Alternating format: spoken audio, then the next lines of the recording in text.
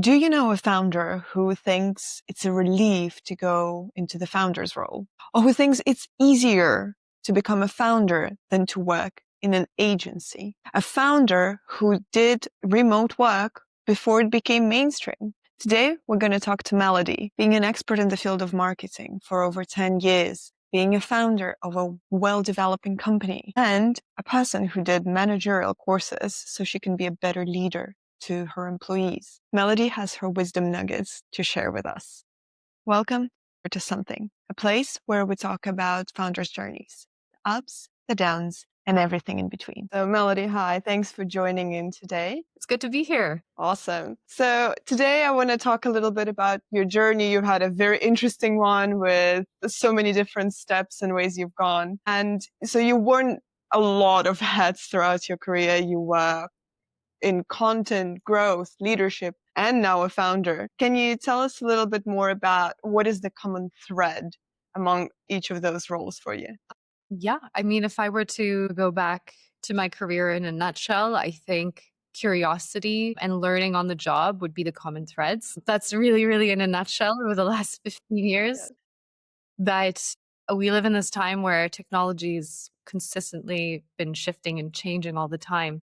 So, yeah, I think having the stamina to be a marketer and be in marketing and then see how that role evolves over time is what got me here. Wow, those are two very, very distinct traits that you have and that make up your job and your journey. That is awesome. So first, I'd like to go to the origins of this story and talk a little bit about your remote work experience. So you actually mentioned that you started quite early with that, not when it became mainstream. So when did your journey with remote work begin? Yeah, I've been working remotely for over 10 years now. Part of that was just out of necessity, I would say, because I studied university in Canada and I wasn't sure what to do after that. I had a Bachelor of Science in psychology, so very similar to yourself, actually. Yeah, amazing.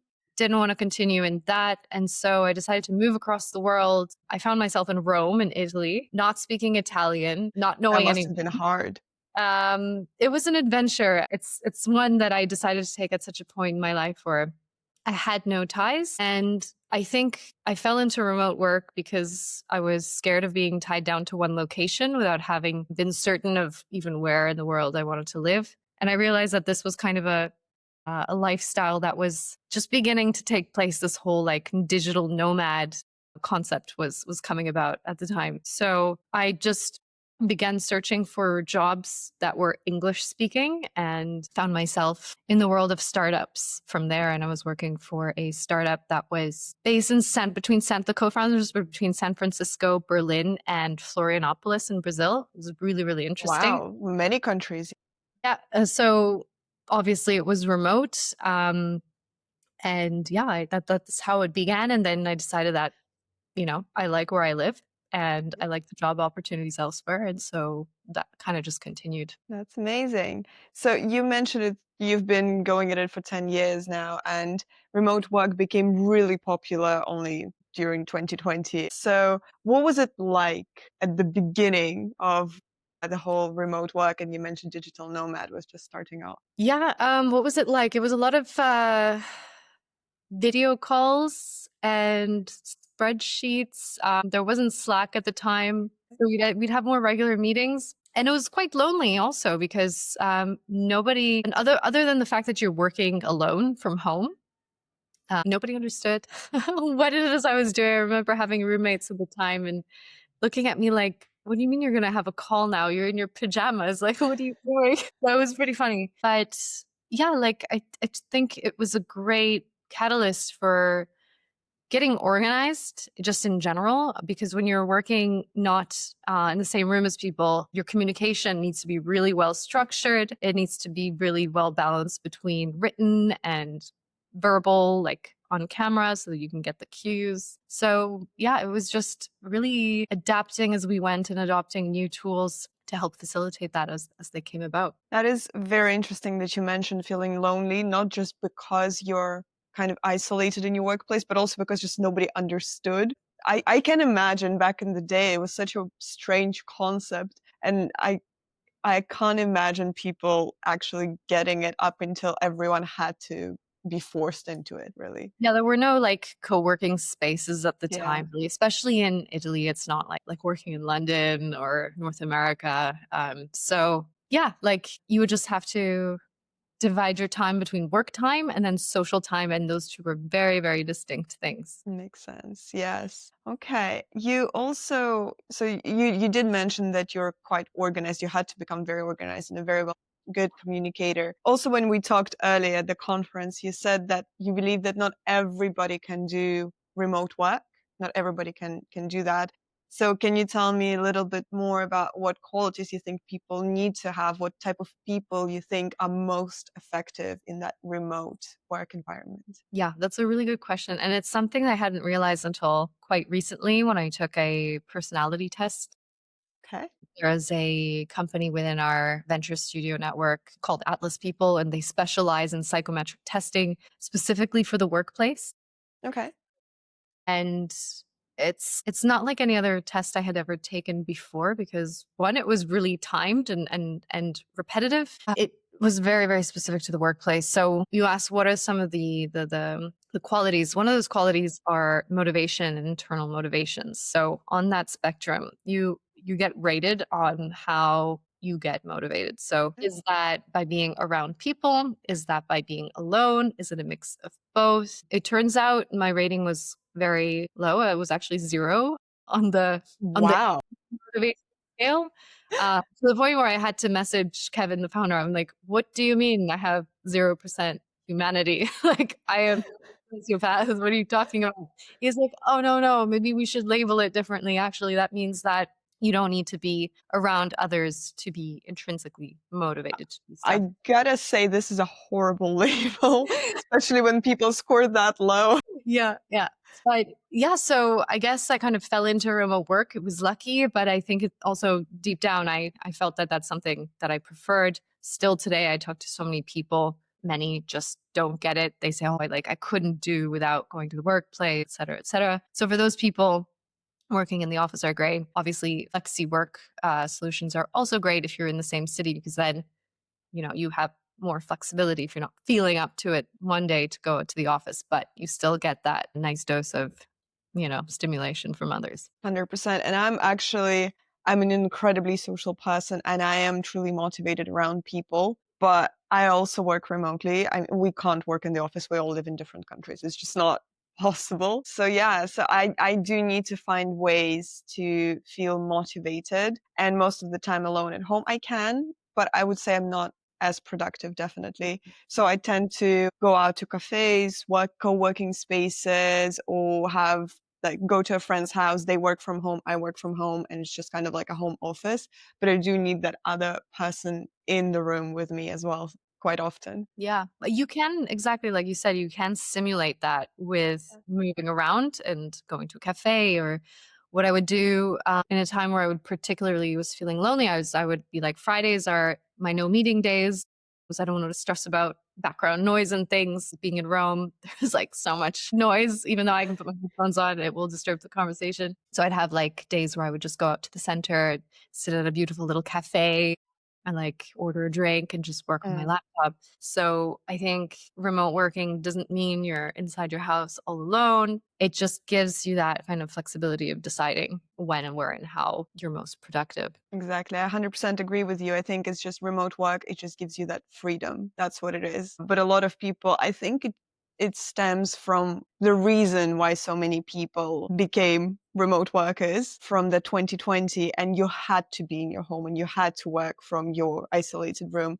And I think that's just kind of how it's stuck with many people. Now that there are some co-working spaces opening up and people are going out, that stereotype is slowly going away, but I think there is still that influence and that There's a lot idea. more remote positions available now since COVID times. So I think that's a positive thing that came out of it. People have a lot more options. I remember having finished up a couple startups. I was with them for like 6 years and did another one, and then went into more like in-house MarTech role for a Canadian company. And after 2 years, overnight, they decided to change their remote policy and said that everyone who's Canadian, because I'm Canadian, actually Mm. have to go back to Canada if they want to work for them. So Oh, I said, wow. no, this is my first time where I have to actively look for a job. I know I Mm. want to live here. And I was very worried about the work environment. This was in 2021, I think, 22, 21, something like that. Mhm. Yeah, actually, I was quite pleasantly surprised to see that there's so many remote roles available as opposed to earlier on in my career. So people ask all the time, like, "Oh, like how do you find these roles?" I think even changing your filters on LinkedIn and searching for kind of like your ideal country, you have to position yourself for the country that like you're going to be working in and not the Yeah, country that you are physically in. So for me, that was 100%. the next move was the UK because of the time zone similarities in the language. Yeah. Yes. Yes. Makes sense. Absolutely. Okay. Yeah. 100%. Yeah. You mentioned feeling lonely a couple of times, right? At first at the beginning, and then kind of like on Fridays, you don't want to feel isolated. And I'm sure there are a lot of other feelings and emotions coming up working remotely, sometimes maybe feeling isolated from everyone else. How do you deal with that? How do you deal with your mental health when it comes to working remotely? I don't think it would be so much tied to working remotely, but if I just put my founder hat on, being a founder, we're under constantly an incredible amount of pressure and we're being pulled in many, many directions. We're wearing all the hats. We're switching between contexts and yeah, I co-founded EspyGo, and I'm also running growth at the venture studio where we're building multiple products. So that means really shifting from one day, not even one day, like from hour to hour being an SDR and then putting my marketing hat on and running a campaign, then to doing demos and doing customer success, and switching between all those can get I think exhausting. So I think from the founder perspective, how do you balance that? It's something that I've been always thinking about and optimizing over the last few years. One solution I found was to just number one, like remove any sense of guilt that you're not doing enough or that you're not productive enough. I think especially as women, we also have to show up twice as much as a man would. And Absolutely. I've seen this repetitively when I started new roles. I would be overworking, over delivering, just feeling like I had to just always be above and beyond any possible expectation, which is unrealistic. I Yeah. think it's a good trait at its core to want to do that. It's qualities I look for in people that I hire, but to a certain extent, because then it can start getting exhausting. Of course, it's absolutely unsustainable. Exactly. Exactly. So finding that sustainability really lies into like how your energies are different hours of the day throughout the week, even with your monthly cycles. Like women are not on a 24-hour cycle like a Yeah. man. The whole like get up at 5 a.m., do an ice plunge, grind, blah, blah, blah, that doesn't work for me. I'm So sure it doesn't work for a lot of people. exactly. So I think just being really honest with yourself with when you're not energized, take a break. Like I still do. Like I'll go to a yoga session at 3 p.m. because that is my lull in the day. And then I come back at 5 o'clock and I can power through till 11 p.m. I'm not promoting this, but sometimes you need to get work done. But I think feeling good about it when you're doing it is the key. I don't think it's about like, yeah, feeling guilty that you're doing too much or too little. It's just like listening to yourself has been a really big help in terms of yeah, mental health. I think it's great to hear because I feel like a lot of founders, they just constantly feel that pressure of being more and doing more and being further ahead at this time period because you heard about that one unicorn that became a billion-pound enterprise overnight, right? And you always feel like you're not enough, and that makes you feel guilty. And then it's just a spiral where it doesn't really help you or your company. And as you said, it's very important to kind of notice these patterns and let go of them and find ways to feel a little better, even if you still have to pull those 12-hour long days sometimes to just put those, moments of happiness and pleasure, like yoga is for you and yoga is for me as well. And so many other things you can do just to kind of for that little pick me up. Yeah, I mean, a 12-hour day might seem insane for People who are used to the 9 to 5, but as an entrepreneur, I think it's kind of standard. And you can have a 12-hour horrible day, or you can have a pretty balanced 12-hour day, where you still get to see your kids for a few hours. You can like go for a coffee, and yeah, you might end it later, but you'll probably feel better about it because that's how there's no such thing as like work-life balance. It's just day to day. How do you manage your time? Absolutely. I think especially when it comes to earlier stages of startups, of new companies, when you're an entrepreneur, their work-life balance, that's not a thing. I don't think it is. I don't think it is for anybody. But yeah, it's just how you manage that so you don't burn out in the first 3 months. Yeah, exactly. Absolutely. So now that we started talking about you as a founder, can you tell me a little more about the company you founded and how did it come about? Yes, good question. So, my background is obviously in marketing. I started out in more as a copywriter, as social media, however people start their marketing careers Yeah. straight out of university. And then it ended up going towards growth marketing and being a content marketing manager in house. So, content creation has always been my strongest foundation. I think most marketers are generalists, and I love them for that. It takes certain amount of skill to be able to be good at all of the things. But Yeah. everyone has their kind of their moat, their actual strength that energizes them. So that was that for me. And then going, working in an agency and trying to communicate the ideas that were in the heads of other founders in a very particular niche. I was working in accounting tech, and each founder had their own solution for a certain workflow of a certain thing. And as an agency, it was very challenging to create content for them in their voice with their Yeah. specific audience needs. Luckily, with the help of AI, I was able to gather a lot of customer intelligence, business intelligence, and then eventually also the founder's voice. So it was a mix of different workflows, like using GPT. And then I was able to train our marketing specialists to also scale that out. So I wasn't the one editing. I still always had to edit the one things, but I wasn't the part of the entire workflow. Having done that over and over again, having found success with that, it was a natural shift for me to productize that. And when Mike reached out, actually, they reached out to me through Bifrost Studios. It's a venture studio. And Elysium Studios reached out to me saying, we're building marketing tech products. We need a domain expert for it. We've started this SEO keyword ranking writing tool back at the time. It wasn't what it is already today. And I was like, yes, this is amazing. I'd love to have a say in what uh what it is that I'm marketing. So because as a marketer, you're always at the end result of a product. Now Absolutely. you have full control of what it is you're building, why you're building it, who you're building it for.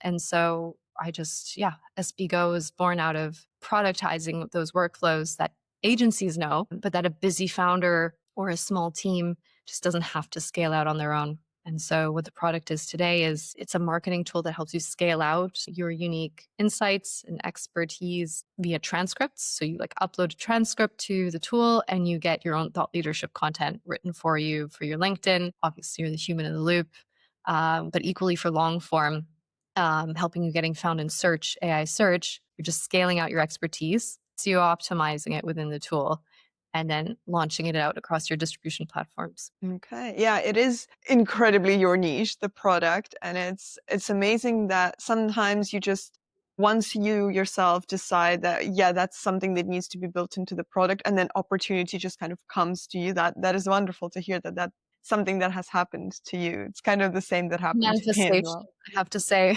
You're kind of just manifesting your reality. I mean, sometimes you gotta. You just you need help of others. Building company by yourself is just an incredible feat. And sometimes have to be the one to reach out and look for opportunities. But sometimes the opportunities come and knock on your door. It happens as well, and that's fantastic when it does. You have to look at who's your co-founder and how do you complement Yeah.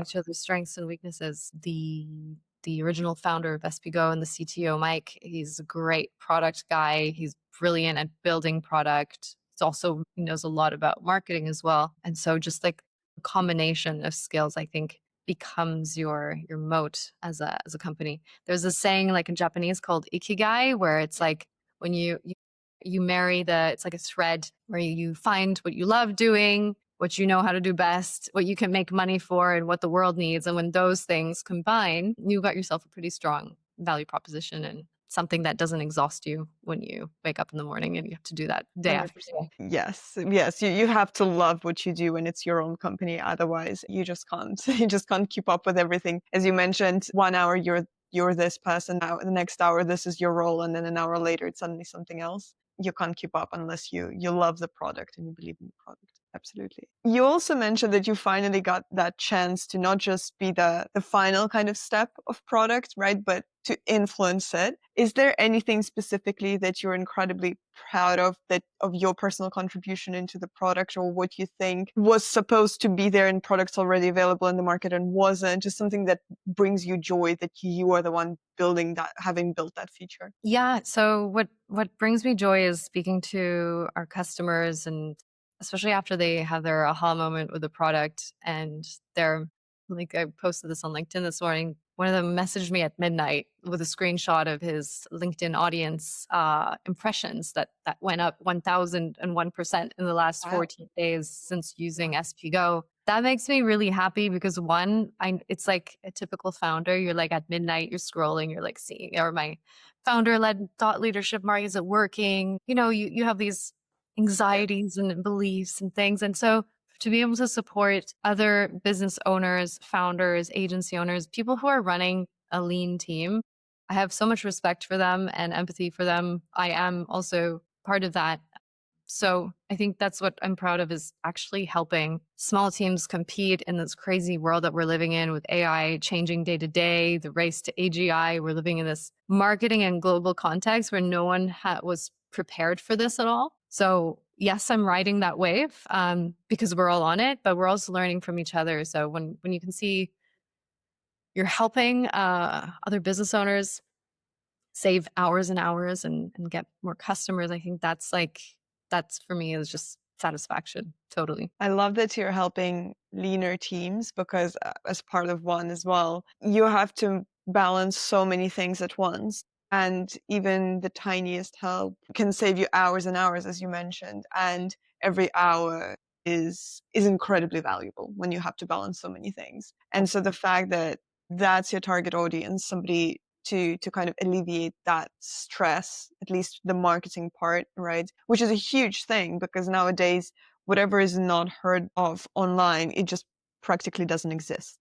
Yeah. Yeah. There's that. If you're not found in AI search very soon, you won't be found at all. Also, Google matters too. But I think, like, to your point, there's so many tools out there. They do all the things, but where the lean teams lose a lot of their time is connecting the information between them and knowing how to apply all this data that we have access to. So one of the goals that we have as Elysium, as our venture studio, is whatever tools that we create, it needs to consolidate more tools into one, so that Right. that's really the time saver. Yes, you could create a complex workflow with GPT and duct taping a bunch of tools together, or in this age, and I think this is where companies should be really focusing on, isn't adding more individual features, but integrating so that you go into one tool and it like puts up 5 steps into one for you, so that you can compete. And on the other note of like lean teams, you're seeing this trend now with AI taking over jobs. Yes, it is reducing a lot of junior positions.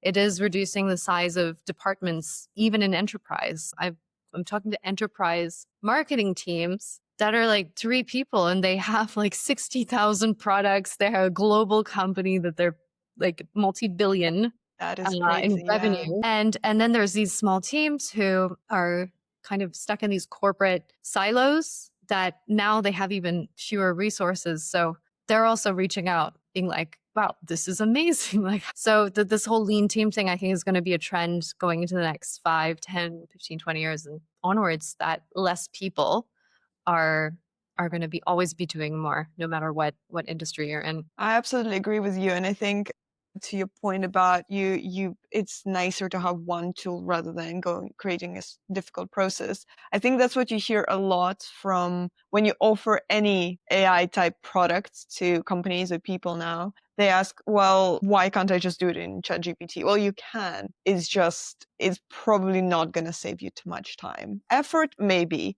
Time, probably not. Yeah.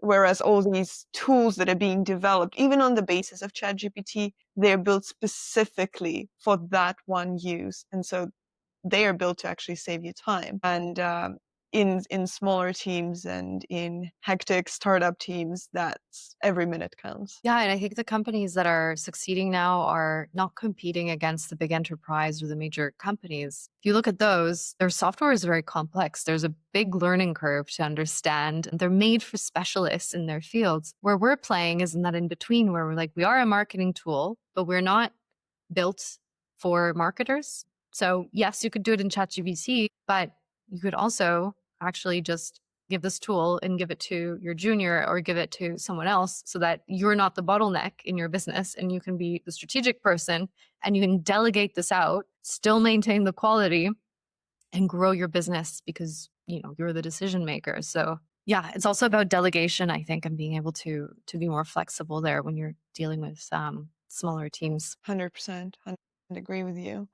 And so you have worked within the field for a long time, and then the opportunity found you, which is amazing. How did you find that type of transition from being an employee to being an employer, being a founder who has to do all these different things and think about the customer, but also the product, but also the marketing again of the product, but also the features and all these different types of things at the same time? To be honest, it wasn't such a shift mentally. I think one of those. I think I've always been one of those people who likes to have an understanding of the business as a whole.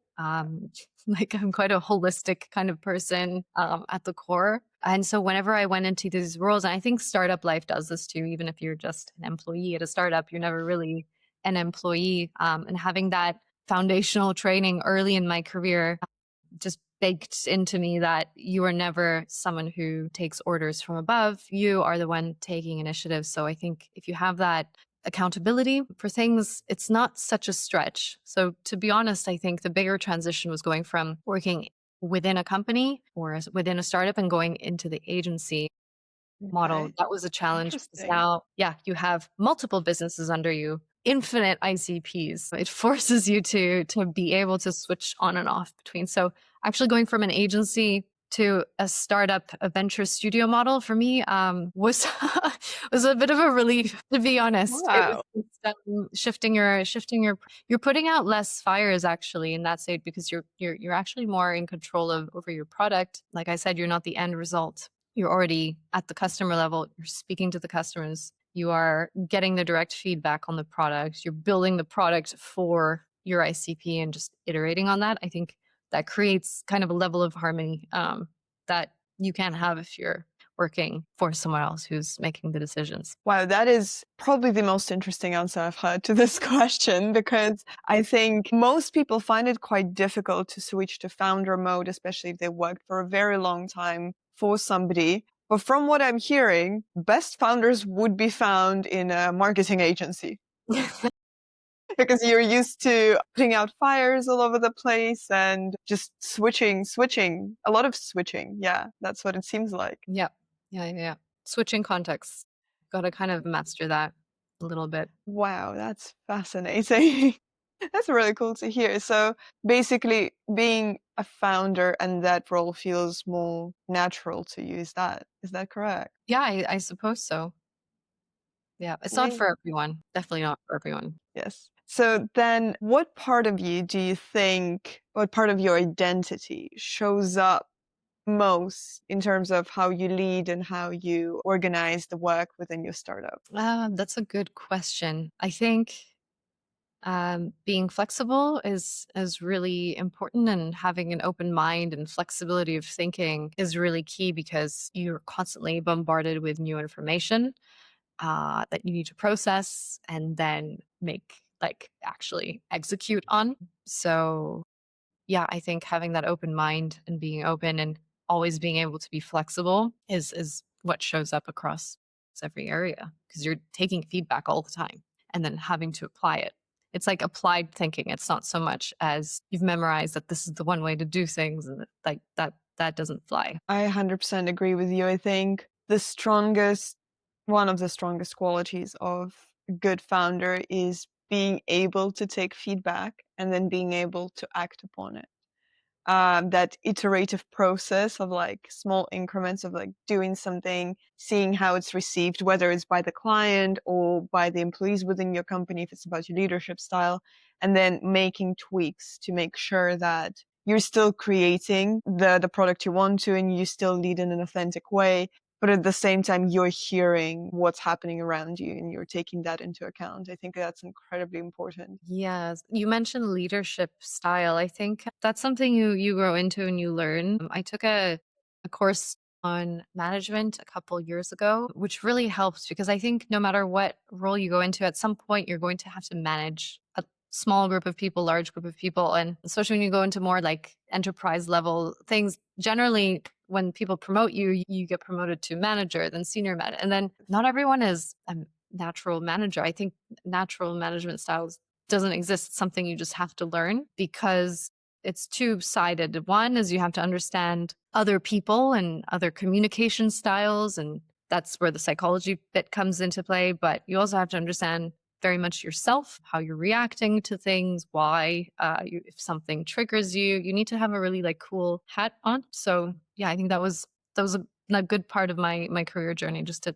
take that course because I used to think like being a manager was bossing people around or micromanaging, and those are qualities I really don't like at all. But in Yeah, fact, the way I see it now is like, how do you empower others to just shine and be at their best? So, yeah, that's a really core part of being my leadership style. Right now, we have a small team, and whoever we hire has to be really self-directed yeah, because we don't have time to do those those like biweekly one-on-ones at the moment. Even now, even though I tried to implement that already, it just goes down the drain because right now at this moment a demo will take priority over even of over course. that. So yeah, I'd love to be appointed again where we can scale out and have more structured leadership. But accountability, I think for anyone working anywhere is really big. Like a culture of just ownership and just like this is your task, but it's not like this is your task. You don't see it as a task. You see it like as really global. Like how does it impact others? What Yeah. else could be done that no one's telling you to do? Like you really just need to constantly be thinking outside the box. Absolutely. I agree with you 100%. And I think especially for startups, it's important to hire people who are quite self-directed.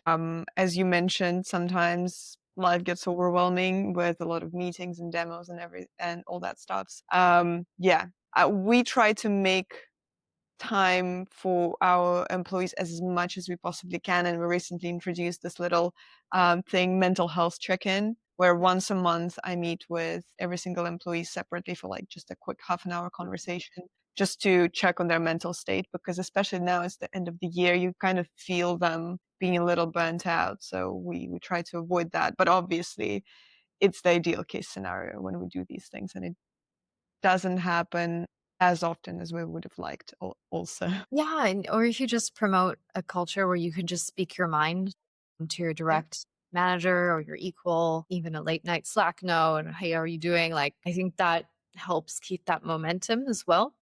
Yeah, absolutely. Yeah. Absolutely. You talked about the management course, and it's very interesting to hear how you saw it kind of before. But also, have you found anything interesting about yourself during that course that you didn't expect to find, let's say, or understand or understood something about yourself?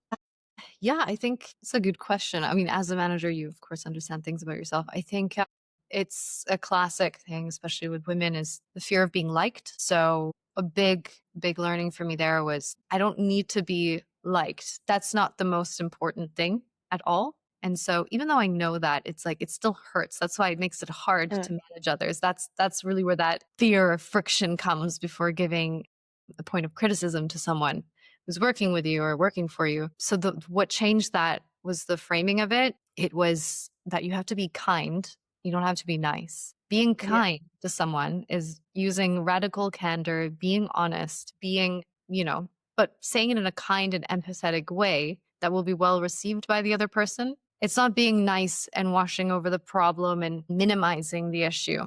So I noticed that as a manager previously in previous roles, I would make excuses for the person or the person's failings or potential reasons why, and to not do that anymore. I think just asking them and putting the onus on them to answer you and having that awkward moment of silence can be really powerful because you're actually empowering them to take up accountability and be better, as opposed when you're being nice, you're enabling the bad behavior to just keep continuing. Yes, 100%. I think in the end, yes, you do want to be kind and you want to be empathetic to people, and it's not just workplaces, hopefully everywhere. But at the same time, when you're in a workplace, still you hired them, they're your employees, you hired them to do a job.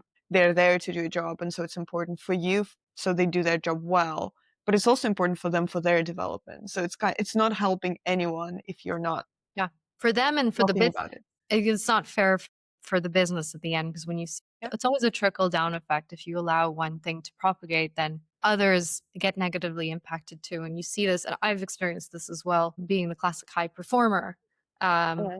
and you have to protect your high performers on your team, and you can't let other people bring them down because your high performers, they're your best people, but they're the ones that you're quote unquote screwing over if as a manager you're not rising everyone else up and holding a certain set of standards. Yeah, 100%. I also think it's very interesting. So you mentioned women generally tend to try and be liked more, and that's 100% a thing. We are socialized to be liked, and it's very interesting also from the cultural perspective. So I'm originally from Russia, and I think part of it actually helps me because as Russian people, we're known to be very direct, Yeah. very straightforward, and I am a little nicer just because I've lived in Europe a lot of the time. So I tend to phrase things nicer than an average Russian person does. But that candor, it helps me kind of create good systems within the company as well. And we just had a situation recently with one of our, not our direct employee, just like an employee from our partner's side who works with us. We had some issues, and I had a conversation with him after a demo, and he was like, "Well, you know what? I actually like that you're not just, talking behind my back that you don't like something I do. You come to me, you say it, and then I have a chance to do something about it." And I think that's a great quality, but I also think part of it can be gender based, part of it can be culture based, and it's up to the founder, to the manager, whoever needs that, to then learn those skills, whether it's through practice, which takes a bit longer, or through a course, which is much easier, obviously, and quicker. Yeah, 100%. I think everyone needs to be given fair chances to improve upon the feedback. Otherwise, it's really unfair. And that's the other thing I learned, I think, as a manager about myself is like you think every time this still happens, you think we're on the same page, we were in the same meeting, we wrote the same notes, we like realigned 3 times, and then you see the output and you're like, we were not on the same page. Like, you're not mistaken because everyone will just interpret the same thing in their own way. So just communicate, communicate, communicate, and Yeah. don't judge. Yeah, I think that's key. 100% agree with you. Yes. So, what's next for you in your journey and for EspyGo? Good question. So right now we're closing the end of the quarter. We already have a spin out product that will focus mainly on social media to help founders put out more thought leadership posts that are authentic in their voice. So our next steps as a studio will be to spin out our second product and Oh, hopefully spin exciting. out 2 products per year. Yeah, this year Wow. was really a big learning for us in terms of who we serve, what are the needs, how do we present ourselves. We went through this big rebrand, getting customer traction. So now it's like, okay, let's keep going. And I'm also looking to hire a founder's associate in the new year so that we can execute with another person on the team. Oh, wow. Very exciting. Very exciting when your company is growing, building more products. It's just kind of that momentum that's so wonderful to see, especially going to the new year. It's something to look forward to. Definitely. Amazing. Well, thank you so much for your time. It was so great to hear all your thoughts and ideas and about your journey. It's a very interesting one, and some answers really surprised me as well, which was great. It was great to be here. Thank you for having me.